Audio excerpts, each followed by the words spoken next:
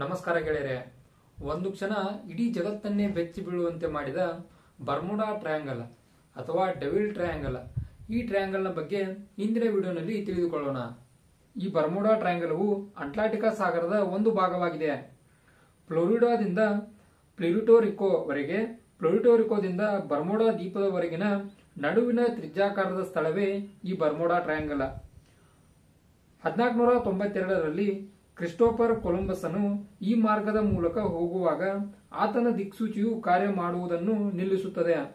ಸಮುದ್ರದಲ್ಲಿ ದೊಡ್ಡ ದೊಡ್ಡ ಅಲೆಗಳು ನಿರ್ಮಾಣವಾಗುತ್ತವೆ. ಈ ರೀತಿಯ ಇನ್ನೂ ಅನೇಕ ವಿಷಯಗಳು ತನ್ನ ಪುಸ್ತಕದಲ್ಲಿ ಆತನು ಬರೆದಿದ್ದಾನೆ. ಅಂದಿನಿಂದ ಈ ಬರ್ಮುಡಾ ಟ್ರಯಾಂಗಲ್ನ ರಹಸ್ಯದ ಬಗ್ಗೆ ಅನೇಕ ಘಟನೆಗಳು ಬೆಳಕಿಗೆ ಬರುತ್ತವೆ. 1964ರಲ್ಲಿ ವಿನ್ಸೆಂಟ್ ಗಾಡಿಯಸ್ ಎಂಬುವನು ಈ ಜಾಗದ ಬಗ್ಗೆ ಒಂದು ಪುಸ್ತಕವನ್ನು ರಚಿಸುತ್ತಾನೆ. ಆ ಪುಸ್ತಕದ ಹೆಸರು ಅರಗ್ಯಾಸಿ ದ ಡೆಡ್ಲಿ ಬರ್ಮುಡಾ ಟ್ರಯಾಂಗಲ್. ಈ ಬರ್ಮುಡಾ ಟ್ರಯಾಂಗಲ್ ಹೆಸರು ಕೊಟ್ಟವನು ಆತನೇ. 4 ಮಾರ್ಚ್ 1898ರಲ್ಲಿ ಅಮೆರಿಕದ USS ಸೈಕ್ಲೋಪ್ ಎಂಬ ಒಂದು ನೌಕೆಯು ಬಾಲ್ಟಿಮೋರಾದಿಂದ ಬ್ರೆಜಿಲ್ನವರೆಗೆ 306 ಜನರೊಂದಿಗೆ ಬರ್ಮುಡಾ ಟ್ರಯಾಂಗಲ್ದಿಂದ ಹಾದು ಹೋಗುವಾಗ ಮಾಯವಾಗಿ ಬಿಡುತ್ತದೆ. ಇದೇ ರೀತಿಯ ಇನ್ನೂ ಹಲವಾರು ಘಟನೆಗಳು ನಡೆದಿವೆ.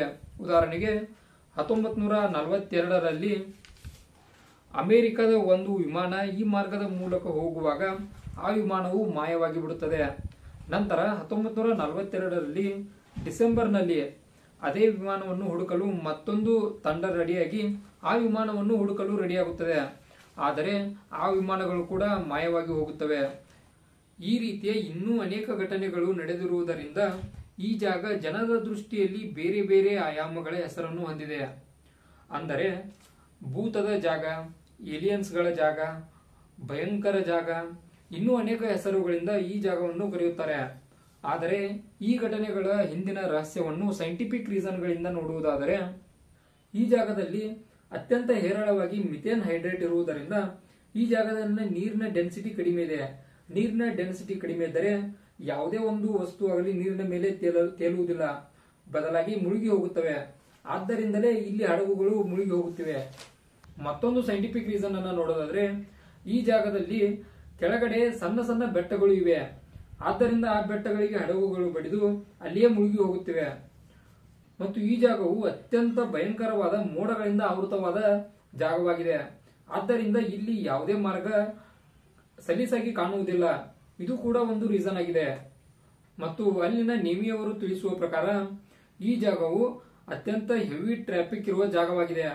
ಆದ್ದರಿಂದ ಇಲ್ಲಿ ದುರ್ಘಟನೆಗಳು ಘಟಿಸುವ ಸಂಭವನೀಯತೆ ಹೆಚ್ಚಾಗಿರುತ್ತದೆ.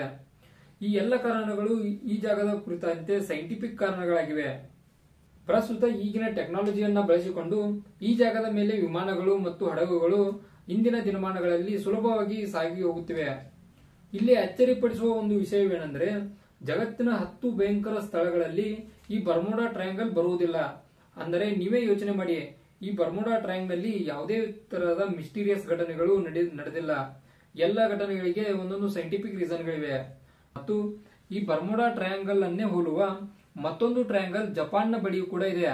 ಅದನ್ನು ಅವರು ಡ್ರ್ಯಾಗನ್ ಟ್ರಯಾಂಗಲ್ ಎಂದು ಕರೆಯುತ್ತಾರೆ. ಈ ಬರ್ಮುಡಾ ಟ್ರಯಾಂಗಲ್ ನ ಕುರಿತಂತೆ ಯಾವುದೇ ಡೌಟ್ಗಳು ತಮಗೆ ಇದ್ದಲ್ಲಿ ಕಾಮೆಂಟ್ ಮಾಡಿ, ನಾವು ಉತ್ತರ ನೀಡುತ್ತೇವೆ. ಗೆಳೆಯರೆ, ಈ ವಿಡಿಯೋ ತಮಗೆ ಇಷ್ಟ ಆದಲ್ಲಿ ಒಂದು ಲೈಕ್ ಮಾಡಿ. ಮತ್ತು ಇದೇ ರೀತಿಯ ಹೆಚ್ಚಿನ ಇನ್ಫಾರ್ಮೇಟಿವ್ ವಿಡಿಯೋ ತಮಗೆ ಬೇಕಾದಲ್ಲಿ ಚಾನಲ್ಗೆ ಸಬ್ಸ್ಕ್ರೈಬ್ ಮಾಡಿಕೊಂಡು ನಮಗೆ ಸಪೋರ್ಟ್ ಮಾಡಿ. ಪ್ಲೀಸ್ ಸಪೋರ್ಟ್ ಮಾಡಿ ಗೈಸ್.